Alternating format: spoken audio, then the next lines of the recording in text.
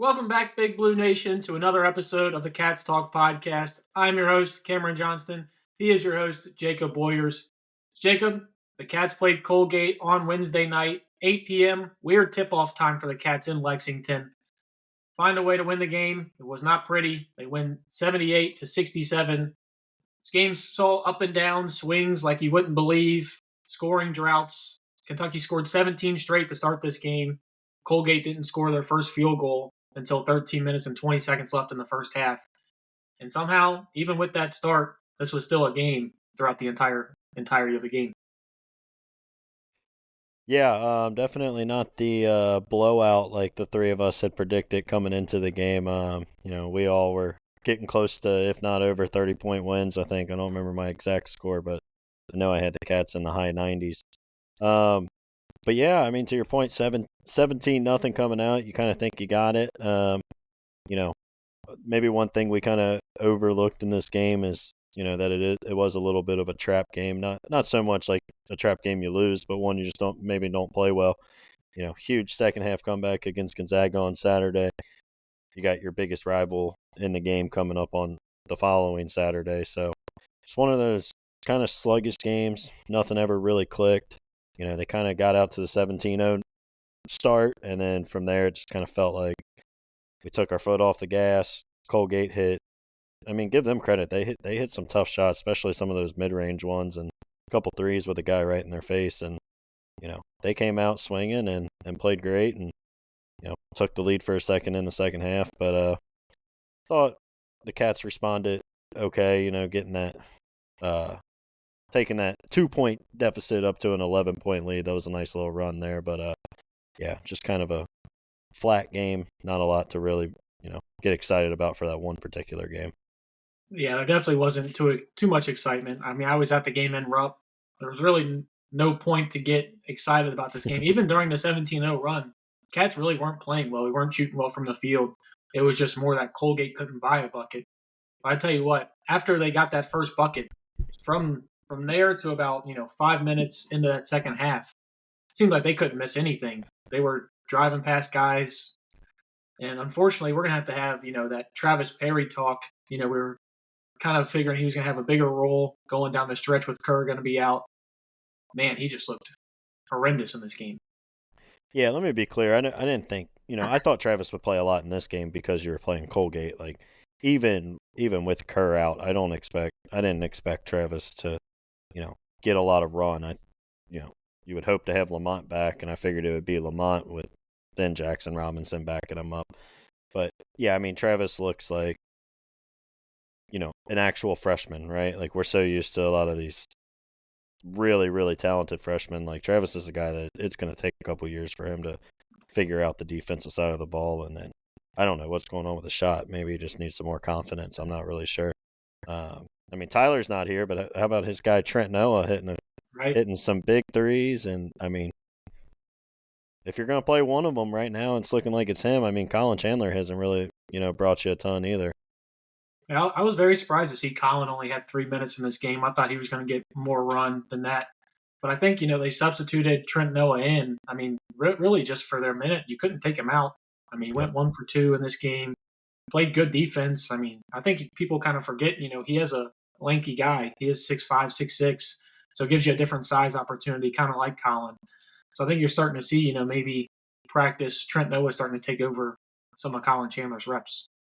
Yeah, and how about Pope talked about, how he kind of knew like he's going to be good when he said right when he hit that three there, he's telling him to throw it into Amari, and then, Trent just fires it away, but just shows how much, faith that Pope instills in these guys to the, within themselves. You don't have to listen to him, he might tell you something, but, if you're confident in your ability, go out there and fire it. It was nice to see Owe hit a couple shots, a couple of the threes that he's been missing. I mean, he still missed a couple of those corner ones, but yeah, I mean, we can dive in player by player, but besides Brea and Amari Williams, I don't feel like anybody really played well. Yeah, I mean, let's go ahead and talk about Ortega. I mean, first off, we just got to talk about the shot just doesn't look good in general. Yeah. It's a very janky, ugly-looking shot, but if he's going 2 for 5 from 3, sign me up for that all day long. Yeah. I mean, he had open threes in this game. he's he's usually the only guy on this team that actually is getting open threes. And I think, teams are probably doing that for a reason. They're the ones that are relaxing on him a little bit. I mean, he was solid in this game. 6 of 13 is not great from the field, but 5 points, 5 boards, gives you 3 assists and 2 steals as well. I mean, can't ask much more from that. And especially this was like we kind of talked about it during the earlier part of the season. It's a guy we really weren't expecting that much from. And I think, this expectation has been built almost to a level that not necessarily that he can't sustain, but maybe, we're expecting a little bit too much from him because if he can give us 15 points a game, I'm here for that. Yeah, I agree. To your point of his shot hasn't looked good, it has felt like it's looked even worse the last few games. Like he's almost just like, pushing the ball up to the basket. So Like 3-part shot right now. yeah, like it was nice just to see him make a couple. Even going 2 for 5. Hopefully that kind of really helps him get his confidence back, and that he can kind of get back to where he was earlier in the season, getting those threes to fall. But yeah, and then obviously bigger takeaway was Kobe Brea, 5 of 8. It was nice to see him kind of get back in the flow of things. We know he's a much better shooter than he kind of showed over the last 3 or 4 games. So to see him come out have 17, I thought was really positive. He was 4 for 4 in the first half. Team couldn't buy a 3-pointer in the first besides him, and really kind of kept him afloat. I mean, if he's missing those shots, the way Colgate was playing, you might have been trailing by 5 or 6 at halftime. Yeah, I mean, without Kobe Bryant in this game, the team collectively would have shot 5 of 23 from 3. So his 5 of 8 was Yeah. huge. And it's just, like you said, it's great to see him getting going. The part that I loved about his game the most in this, he was getting traffic rebounds in this game. Yep. I think you're starting to see, this rotation that we're getting. Amari and Brandon really aren't getting that much run. They're both averaging right around 22 to 24 minutes for Amari, anywhere from like 14 to 18 with Brandon Garrison. So I think you're starting to see that small lineup that we're liking. It's working right now against, smaller teams like Colgate and stuff like that. But once we go against bigger teams, it'll be interesting to see how Pope kind of shares that out. But we got a little predicament on our hands. You had Kobe Brea as the MVP. I had Amari Williams as the MVP. I don't know who gets it. Kobe Brea had 17 points on 5 boards, 5 of 8 from 3, 6 of 12 from the field goal range. 15 points for Amari, 8 rebounds on 6 of 8 shooting. I'm good with a tie here if you are. I tell you what, I like the way Amari played, Yeah. especially if he's only going to play 22 minutes to pull down 8 boards and 15 points. Yeah. I think that's about as much as you can ask for him. We'll chalk it up as a tie. I'll take Mari it. also had a pretty big dunk there when we were kind of going on the run that, got the Rupp crowd into it a little bit. But I'll tell you real quick, Kobe Brea, like one thing I really liked seeing from him. How about that, drive to the lane dunk he had, the little two-hander? Like I'm telling, like I feel like he's a lot better around the rim than he's really showing. Like it's almost like when he gets down in the paint a lot, he's looking to pass. Like I would like to see him. I just think he's a natural scorer. He's more than just a, catch and shoot 3-point shooter. Like I don't know what needs to be done to kind of get him to be a little more aggressive just all around, but I would love to see him really start looking to attack at the rim and then, create his own shot a little more. Yeah, I mean, just in general, honestly, I kind of think the 8 3-pointers that he shot should just be that should be a target goal for him every game to get up 8 threes. And I'm honestly not even mad with him shooting up more than that as long as, it's falling and it's not a Jackson Robinson 2 for 11 performance. Kobe has been, he's starting to find that groove, it looks like a little bit. It is going to be weird trying to, figure out. We're still not sure if Lamont's playing tomorrow against Louisville. It's going to be weird to see, how much run Kobe gets. In this game, I mean, he played almost the most minutes in this game behind Jackson Robinson. He had 33 minutes in this game. It looks like Pope's starting to find his guys and figure out who he likes. It looks like he likes Jackson running the point, and then Otega and Kobe kind of running the 2 and 3 with really no positionless basketball right there. Yeah, even I hope Lamont plays on Saturday, but like even if he does, I still think you got to continue to throw those lineups with Kobe out there, whether it's get one of the other guards a rest or when they do go small and put Carr at the 5 and you play 4 guards with him. But I would love to see Kobe as much as anybody on the floor. What's your gut say? Do you think Lamont plays or?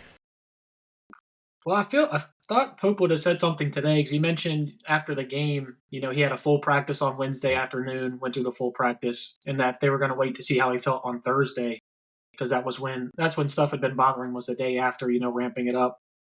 So I don't think it's good that he hasn't said that he's playing. So I'm going to say it's probably just a game time decision. I'm going to say they're probably going to lean a little cautious just because the SEC is so daunting this year. They're not going to want to further risk anything for him being out too long, especially with the Kerr injury. There's really no reason to force him back. And we've seen the difference in how this team plays with and without him. I'd much rather, him not play on Saturday and have him for the rest of the season than him try and push it on Saturday and, something bad happens. But, I'm no doctor. I don't get paid like a doctor either, so who knows? Um, yeah, I think they said he was a full participant today in practice, so I guess it'll just depend on how much swelling he's got tomorrow or if he's good to go. But I hope he is. I mean, this game, like, I don't think Louisville's good, but I think without him, they have obviously more of a chance. And to your point of how good the SEC is, like, you're going to take a lot of losses in conference, I think, just because, I mean, it's 16 deep of good teams. There's no easy game in the SEC, so I would, obviously want to make sure you take care of Louisville and then Ohio State next weekend. Yeah, of course. I mean, like I said, even if it was the rest of conference play, just to make sure he is healthy for the conference play, I would be here for it. I know that's extra cautious, but you saw, I mean, just in the first half of that Gonzaga game, how big of a difference it was Oh, not yeah. having him on the floor. Something I did want to kind of dive into because it is a little telling about the splits for this team. I don't usually like going into it, but the plus minus for this game was told a little bit of a story here. Ansley Almanor and Colin Chandler -8 and -7 while they were on the floor. Colin Chandler only played this game for 3 minutes. I think you're starting to see, guy hasn't played basketball for 2 years. He is a true freshman. I think you're starting to see some of those growing pains. I mean, that's his line against Colgate. I think he's really starting to work through some things. The other one I thought was telling, only plus 2 points for Amari Williams in his 22 minutes. I don't know if that's something on the defensive side of the ball or if that's just a coincidence. Plus minus is a very, it Yeah. fluctuates sometimes. Sometimes you're just on the wrong end of something. But I thought it would be a good talking point at least. Yeah, I really agree with you that like plus minus is never a stat I pay too much attention to because there's a lot that goes into it, and to your point, there's just times where a guy may not be on the floor and some other player gets hot and hits 4 threes, and like that guy misses out on plus 10, plus 12. But I actually think this year it's been very like telling and very accurate. You saw it in the Clemson game. Kerr and Carr had awful plus minuses. Lamont Butler and Maury Williams had great plus minuses, and like Lamont's was 4 points, was plus 17, and Kerr was minus 21, and like that was your 4 points of the game right there, and like that was obviously like spot on. I feel the same way in this game. Like you know, Ortega and Andrew Carr had the biggest plus minus. I thought they, uh, you know, obviously I don't want to say Carr played great or anything like that, but I do think it tells a good story for this team so far this year. Yeah, how about third on that list? How about Trent Noah? Some love for Yeah. Tom's guy. Plus 10 with Trent Noah in the game. And, Yeah. he talked to Goose Givens after the game. I mean, you can tell he's still just soaking it all in, being the Yeah. Kentucky kid playing at Rupp. So it is really cool to see, how he's starting to grow into his own. Because he does have the body to play in the SEC, and he does have the shot, obviously. We've seen that so far.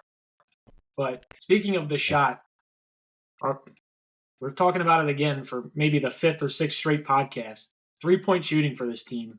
I mean, it was a little bit better in this game. 10 of 31. I think it's our first time over 30% in 4 or 5 games now. You starting to get a little bit more anxious now?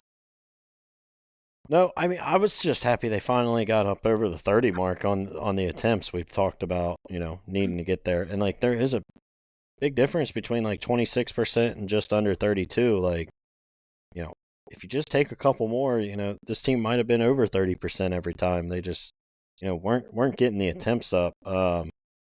I still feel like they pass up a lot of good looks that, I want these guys to shoot, whether it's Brea or Carr or Carr's Yeah. passing up a lot of them. Yeah, A lot. I think the only player that we don't have to worry about passing it up is Jackson Robinson, which I'm not going to complain about. Like, if he's open, fire away, regardless of the percentage. But yeah, I don't know. I still feel like this is obviously a good shooting team. We've seen them do it early in the year. We've seen them do it for years at their other schools. I just think they're unselfish almost to a fault. Yeah. And speaking of Jackson Robinson, 2 of 11 from 3 in this game. It's hard to be over 30% with a guy going 2 for 11. So I will Yeah, say, it's like the that's rest of the definitely team, not. pulled their weight. Yeah, especially like you said, Kobe Brea going 5 of 8. But I mean, it feels like anytime Jackson does have a 3 in the flow of the offense, Yeah. I feel a lot better about it. I feel like all of his misses from the 3-point line are ones that are forced, not necessarily, our brand of basketball. It's not, I don't want to say selfish because we really don't have any selfish players on this team, but he does take some, maybe some stat padding shots there at the end. And, right now it's really not working. 2 of 11 in this game, 4 of 14 from the field. And it helps you when you're beating teams like Colgate. But man, we get into the SEC, we can't have Jackson Robinson going 4 or 14 from the field. Yeah, we're gonna have games where he does it. Like those are gonna be some games we lose. In part, as we talk, just how good the SEC is this year. I mean, it's gonna be brutal. Um, but I still want him to shoot him, right? Like if he's open to your point in the flow of the offense, like he's still shown flashes where he can hit a lot of shots. I'm still gonna want him to shoot. Yeah, I mean, I completely agree with you if they're in the flow of the offense, but there's sometimes right now where he's taking contested step backs or There are. he's taking a jab step and that's really all he's doing to try and get open. Now, if Kobe's getting shots like that, I'm fine with pulling the trigger. I'm kind of fine with Kobe, green light from wherever.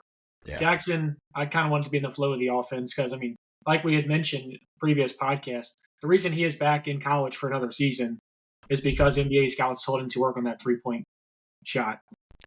Yeah, I want you to work on that in practice. I don't necessarily need you icing up 11 shots when you're only shooting, 18% for the day.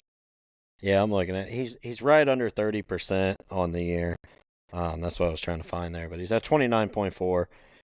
Obviously, you kind of start to say great shooter once they hit like 35%, but if he can just get over 30 and be a consistent, make 3 of every 10 he's going to shoot, I think you would take it, and he's right there on pace to do it.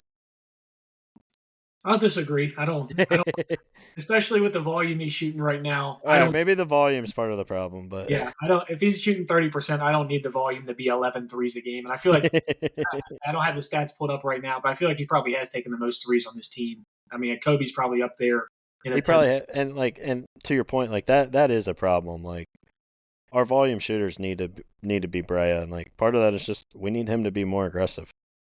Yep. Like couldn't agree more.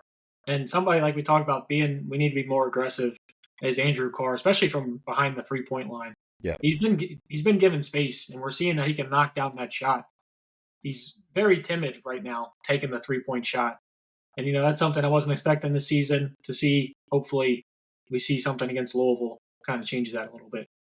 Yeah, and I don't really know why. I mean, he was always a decent 3-point shooter at his previous 2 schools. Like, I don't know. Like, it's not like he's not aggressive. It's really just from behind the arc, to your point. Like, when he gets the ball and, gets in the post, like, he's aggressive. He's, working on his man and he's looking for his shot. But yeah, I mean, there's a lot of times we've been saying it for 4 or 5 games now where it's just like, he gets a decent look behind the arc, and then he's either looking to pass or kind of get his man in a post up. So, yeah, gotta see some more aggressiveness from him just from behind the 3-point line. Yeah, and like, go ahead. Oh yeah, but like that's also what helps this offense be so efficient. Is he's gonna have to show teams that he's gonna make them pay for leaving them open out there, and like it's not even just making them. You just got to take it and show them you're willing to take it, and then that's going to free up so much more driving lanes and backdoor cuts because teams are just going to have to respect him out there. And right now, I feel like they think he's going to be a little timid to shoot it. Yeah, that's exactly where I was going with that. It's a lot easier to take guys off the dribble when they are having to close out forcefully. if you're not going to take him, nobody's closing out forcefully like that. And it's going to open up a lot of things for the offense. Say he does, he gets by the guy, defenders crash. Guess who's open now? You got Kobe Bryant outside for a three. Guys like Ansley Almanor, who, as long as we get him in the corner, he's hitting it. I don't know about anywhere else right now. I mean, he only shot 2 shots in this game, 1 for 2. Didn't really do anything other than that, for 11 minutes, his only stat line was 2 points, no rebounds, no assists, no steals, no turnovers, nothing. Yeah. So, Ansley is we've always kind of expected that. He's the 8th, 9th guy off the bench. But I do need him to start hitting some more of those threes. Yeah, but to your point earlier, it does feel like Pope's really starting to find his rotation. And Amsley's going to struggle in the SEC, I think. I don't know if he's quick enough and athletic enough to guard a lot of those guys. So I think Cal, wow. Hand up, mistake. I think Pope is starting to fine-tune that lineup a little bit, and I think Almador is going to be a guy that we're going to start to see a lot less minutes out of. Yeah, do you think with this game, obviously we're reading a lot into, a win at Colgate in only 10 minutes from Trent Noah. You think he'd start to take a little bit of Ansley's time, maybe with the physicality of the SEC? Maybe a little bit. It's hard to say. Obviously Pope's seeing these guys every day in practice, so, if Trent Noah's going up against Almador every day and, shows you something that you're not getting out of him, then sure, but I don't know how much either one of them is going to play down the stretch. I do think this rotation is going to get short to 8 guys. Yeah, you're kind of already seeing that a little bit. Colin Chandler's kind of been the first guy. It looks like he's been kind of squeezed out. And I don't think Travis did himself any favors with the way he played in this Colgate game. So he's probably going to, especially with, like you said, with Lamont returning, he's probably going to start getting squeezed out as well. So then, you're really talking about 8 guys playing, maybe even 7 really, getting large minutes and not just, little spells. Yeah, they might play a little more, over the next 6 weeks or however long Kerr's out. But I think especially by February, and if Kerr's back by then you'll really see those guys, their minutes kind of dwindle. But I obviously liked what I saw from Trent Noah, but I still don't know if he's ready to go right now. Yeah, couldn't agree with you more. Like we said, this was a 2-8 Colgate team coming into the game, so let's not put too much into a 10-minute spell against Colgate. But one other kind of complaint that I've had, this team's free throw shooting so far this season has been awful, and for a team that is full of shooters, it's been very poor. And it's really not the guys that you would necessarily think. Like Amari hasn't been, it's not like a hack-a-shack situation. Granted, it looks ugly. But, I think he's shooting right around 65% from the free throw line right around now. We got to get some of these free throws to fall. We've seen games like the game against Clemson where we didn't shoot well from the line. Shot well against Gonzaga, and you saw how much, that mattered down the stretch. What do you think about the charity stripe for the fellas? Yeah, I don't know. I don't know how to explain it, right? They're all good free throw shooters. They're just not consistently making them. We don't shoot a ton either. That's a big 13 in this game. I guess as a team that plays on the perimeter a lot, you're not going to shoot as many, but I think it just kind of goes back to the aggressiveness of these guys when these guys drive and stuff. A lot of times we're looking to pass. I would actually like to see us get to the free throw line more. I think the more you shoot, the more your percentage will rise because it's just the weight of averages. So I'd like to see these guys, get a little more aggressive, attack the rim a little more, and shoot more free throws. But yeah, I'm not going to say it's not a worry. We've seen them. The Duke game, we missed a big one, but Ortega was there to grab the rebound, and then obviously Andrew Carr missed 2 big ones at Gonzaga, but made up for it on a defensive play. So we're still finding ways to win these games, but there's going to come a game where if you keep doing that, you're not going to get the rebound or you're not going to make the defensive play, and it's going to cost you. Yeah, it seems like for the most part, Amari is the only one with that aggressiveness to be able to get to the line when you need it. But speaking about aggressiveness, how bummed are you that we don't get to see Kerr Kriisa play against Louisville? I've been looking forward to this. all offseason. Everything you've heard from Kerr, you see him smacking the A at Arizona. You see him doing all this crazy stuff, slapping the floor. I mean, not having him against Louisville is just it's a killer. Not even just from an X's and O's, but just having that energy. It's a bummer. I mentioned it on the last pod. He's the kind of guy that I think would go out there and sprain his wrist. He's throwing the L's down so hard. But I'll tell you what, I'm gonna channel my inner Kirk Crease on Saturday, and I am gonna be.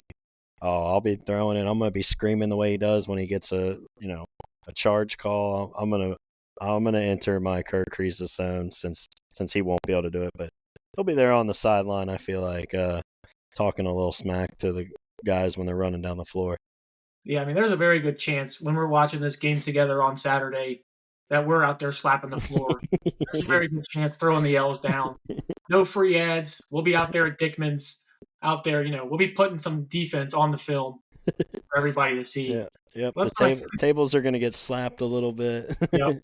We might channel a little inner Bills Mafia, if we have to. If we have to. We don't want to get there that early, but if we have to. Let's go ahead and dive into a little bit more of this Louisville game. I mean, just general thoughts about finally getting to play Louisville, getting a little payback for that ass kicking that they gave us on the football field. Yeah, I remember on the first episode I did with you, and we were doing the season preview. I said Louisville is, still a little brother, and we're going to show Pat Kelsey that, he's still a little brother, and I expect nothing less. And, like it's here. I'm so excited. Louisville doesn't beat us in basketball often. 3 times in the last, 15, 16 years. Haven't lost to them at home since '08. I can't wait for tomorrow. I think I'm thinking an ass whooping, especially if Lamont plays. But I'm so excited. Can't wait. Yeah, I mean, let's just talk about the Louisville team a little bit. 6-4 through their first 10 games. That includes been a weird season for them. They lost to Tennessee by 22, came out and destroyed Indiana out in the Bahamas, beat them by 28, lost to West Virginia in overtime. Lost to Ole Miss, lost to Oklahoma. So guys that we're going to see, here pretty soon in conference play, and also with the loss to Duke, not Deuce. And then, what about that UTEP game, man? They just played UTEP to 3 points. Was that their trap game? Kind of how we had just talked about Kentucky going from Gonzaga to Louisville with Colgate in the middle. Do you think this was theirs with playing Duke and then UTEP and then us on Saturday? I do. I think they're not a good team. I'm not going to say they're good, but they do kind of play the style that'll give Kentucky some fits. They just can't score. They struggle to score the basketball. They struggle to shoot, especially with their best player tearing his ACL. But what they are going to do is they're going to try to slow the game down, play physical. Obviously, we've seen Kentucky struggle with that at times. I think they'll have the energy to kind of get over that and get through that on Saturday. But, I mean, this Louisville team's they're just not very good. They're going to have to try to muck it up and, turn it into more of a, rock fight rather than an actual basketball game. And they should. I mean, let's call it how it is. If Louisville was outstanding, I would never call them good. I mean, that's just never going to happen. Yeah. Rivalry extends too far. It doesn't matter. I mean, it's not there anymore, but, the 2013 national championship that they won, I'll put the air quotes around it. I was going to say, I don't see the banner when I walk in the Center. Yeah, I can't find it. I'm looking at the NCAA website here, and it's just got a voided line there in 2013. So I don't know. Must not have COVID. Yeah. Was that COVID? Was that the COVID year? Must not. Yeah, it's getting a little far away. I think that might have been COVID. So, but yeah, I mean, getting into this team, like you said, they can't shoot worth a lick. I mean, they're shooting 27% from 3, and I mean, they're shooting a lot of them. They're shooting a lot per game. Kind of almost like how we've been playing. Last 4 games, we're talking about how worried we are about the 3-point shooting, but they don't have guys that have done it previously at other schools like we do. I do think, you're going to see a ton of threes taken in this game from both sides. This game could end up being, an absolute shootout, or I could see this being, like a 70 to 60 something game where it's just, man, whoever can buy a bucket down the stretch. Yeah. Yeah. I mean, Louisville is I hope they try to shoot a ton of threes. Like I'll live with them taking threes. I mean, really outside of Chucky, I don't. There's not really a player I see that can give us fits. I mean, Terrence Edwards is okay, I guess, but I mean the rest of that team doesn't really do anything for me. How about real quick, let's talk about Terrence Edwards saying that the reason some of us came here to play is to play Kentucky. Like if that doesn't prove its little brother, I don't know what will. I mean, you think Andrew Carr was like, I'm gonna go to Kentucky so I can go play Louisville? No shot. Maybe to play Duke. Maybe something Play of that. Duke, play in an NCAA tournament, try to win a title. Like, Do something like that. Play in front of more than 30 fans. Like that might have been a reason. But I but mean, imagine him saying that. Like, yeah, I went to Colgate just to play Kentucky. I mean, that's yeah, basically what he said. I mean, yeah. Louisville's basketball is broken. It has been, since Rick left. Honestly, we're trying to like Rick on this podcast. I'm not all the way there yet. I'm trying to welcome back in. Still a little. We're on the younger side of Kentucky fans, so we don't remember too much of the Rick Pitino era. Been told the stories, but man, this Louisville basketball program has been broken. Like you said, we got to look out for Chucky Hepburn Yep. and Terrence Edwards. Like you said, Kashawn Pryor, he is out for the season. I'm just glad I don't have to like watch him on TV. Dude, that guy is one of the creepiest looking guys I think I've ever seen in my life. I tell you what, if I saw him coming down an alley, I'm sprinting the other way. But Yeah. back to basketball. I mean, they have three other guys that are scoring double digits. Rain Smith. I mean, he's the only guy who's shooting well from three. He's shooting 37% on the year, averaging 12 points per game. So I really just think, we're gonna have to close out on him. Obviously we don't want any sort of Jack Golke type performances here from somebody to keep him in the game. Yeah. And then, just real quick, kind of back to you were talking about the schedule. Like Louisville's gotten killed against the SEC, and I, I'm thinking more of the same on Saturday. But like it shows how good the SEC is compared to the ACC. I mean, they actually played pretty well in the first half against Duke on um, Sunday or whenever that game was.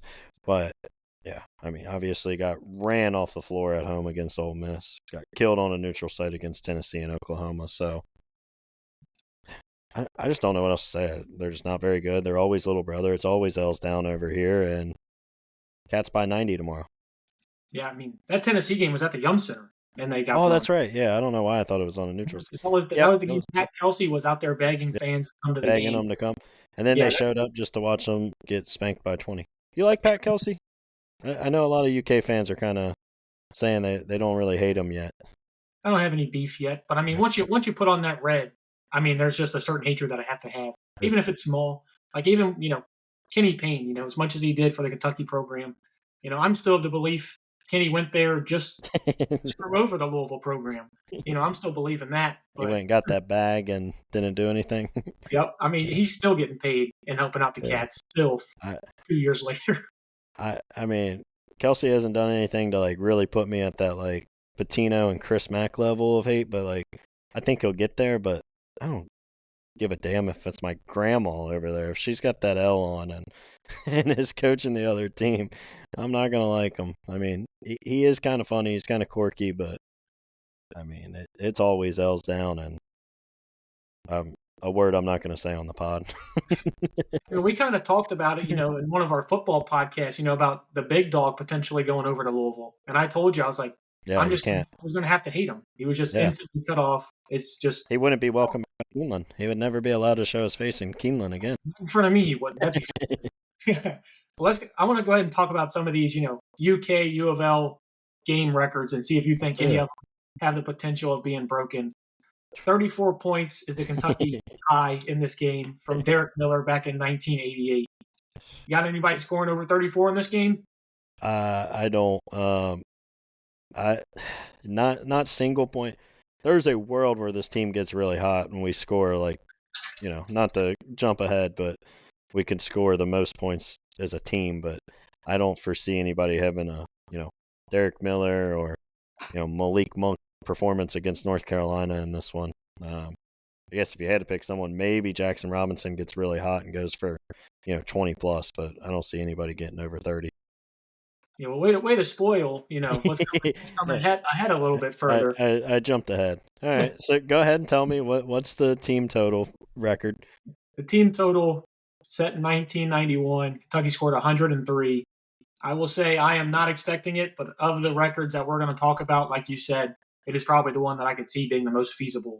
It Especially, hey, if that happens, maybe that it's scoring record is in jeopardy. Maybe, Kobe Bryant gets hot from three and he's just pulling them. And boy, would yeah, I love to see it. that one is obtainable. I mean, we've obviously seen this team go over 100 a few times. Louisville, obviously, their strength is their defense, so you don't expect it. But I mean, if we get hot from three, there's a world where this team pushes high 90s, low hundreds. Yep. And then I say outside of the, points for this game, 3-point field goals made in this game, Kentucky's highest as a team is 13. I think That, that's I think that's probably a shoe in to get broken. I think this that, team's they're gonna have to shoot better at some yeah, point. They're that just gonna that's have to. definitely that one's definitely plausible.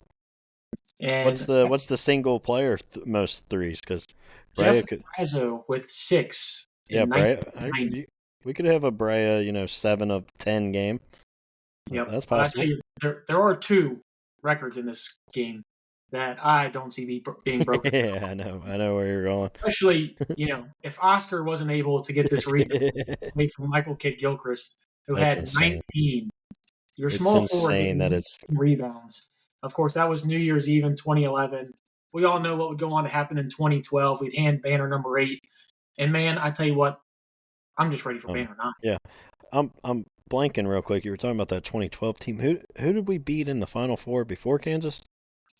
Might have been the same Louisville team, Oh maybe, yeah, okay. perhaps. Uh, but yeah, I don't foresee anybody getting 19 rebounds. Like when you told me it was Gilchrist, I don't know, I didn't remember it at all. But like the fact that like it was 19 him at rebounds from your 19, small forward. like yeah, a good guess would have been Oscar, or you know, you could have probably even told me Anthony Davis did it. But like for it to be Gilchrist is pretty remarkable. Yep. And then last one we'll get into happened just last year. How about Reed Shepard with 11 assists last year in this game?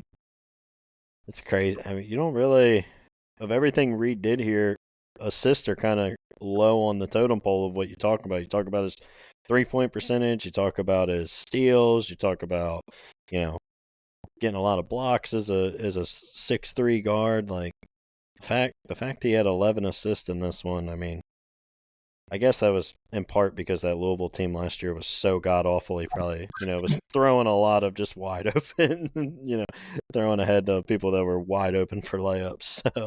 So, yeah, I mean, I don't foresee that one getting touched.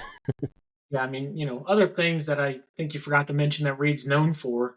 What about the mustache down in uh, Houston? I think True. he's since cut it off. I think he's finally gone away with it. And then a white guy having the highest vert at the or the NBA draft combine. Yeah. Yeah, you're right. Missed a couple. What do you have it there? What's the team record for assists? That's one that could be in jeopardy tomorrow, the way this team moves the ball around. See, team record for assists is 21. It was set in 1989 and a That's loss. possible. Well, not the lost part. I want to make sure that that's on the record. But I could see this team racking up 22, 23 assists if everything's clicking well. That's the thing. I could talk myself into a lot of these, That's especially true. if we're hitting threes. You're talking about the single game for threes Yeah. on both sides, player and team. You're talking about the scoring record, the Yeah. assist.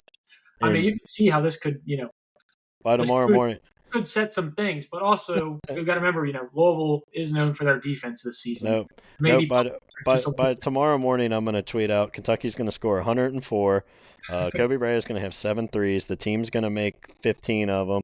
Um, Lamont Butler's gonna come in and have 12 assists, and and Amari Williams grabs 20 boards. So by tomorrow morning, I'm gonna tweet out. I'm gonna tweet it all out. Well, I'm gonna need you to put that into a parlay because that's gonna be some great odds there. Yeah, Let's I'd go probably ahead, stop doing this podcast and just move to island after I hit that one. right? All right, let's go ahead and let's give our MVP picks and score predictions for. I'm not even gonna say them. You know who we're playing on Saturday. What's your score prediction and MVP? All right, I do have a caveat. Can I give two? Can I give No one caveats. with Lamont and one No, without? no, Ah, no you kill. caveats. With the information we have now, fire Damn it. away. All right, I'm gonna say Lamont plays. Man, I was saying that I was thinking. All right, I know I've talked a lot all pod. Louisville, I think will keep this close until I'll say the last 5 minutes, and the Cats kind of pull away. I'm gonna say Cats 83, Louisville 69, but a lot closer than that score kind of indicates. It's going to be a good game for 35 minutes. Yeah, I'm in the same ballpark as you. I got to score in a little bit more. I do think with the way Louisville does play offense, it's gonna force some more possessions. I'm gonna say the Cats 88, the Cards 75 in this game. I think we get a 13-point win. I think the line's what, like 10.5 is what it was earlier Yeah, in the game. yeah. So something right around there. Kentucky, just barely covers. MVP wise, who you got? Took Brea last. Every big game Andrew Carr's played well. So if you're gonna give him to me to take, I'll take Andrew Carr. I know this is a rivalry game, and for that reason, it's a big game. But this is, I mean, this team's worse than Clemson. Obviously, Clemson did beat us, but that was on the road. We're in front of the Rupp faithful. First time Mark's been in this, rivalry since the '90s. It's going to be, the nostalgia's back a little bit. You got some energy, even maybe from the Louisville side. You might have a little energy from them. There's 6 fans that are going to be in attendance, are probably going to be real obnoxious in this game. I'm gonna go ahead and take Otega Owe. I think they're gonna force us off the 3-point line, and as of right now, I do think he is our best guy off the dribble and being able to finish. Hopefully, like we said, we can get to the line, knock down those shots. I wouldn't mind, if we were doing the caveats, I wouldn't mind a Take it. little, side bet on Lamont because Yeah. he's also a great drive and dish guy as well. But that would be my MVP pick for Saturday. If he plays, I think we'll be in a really good spot.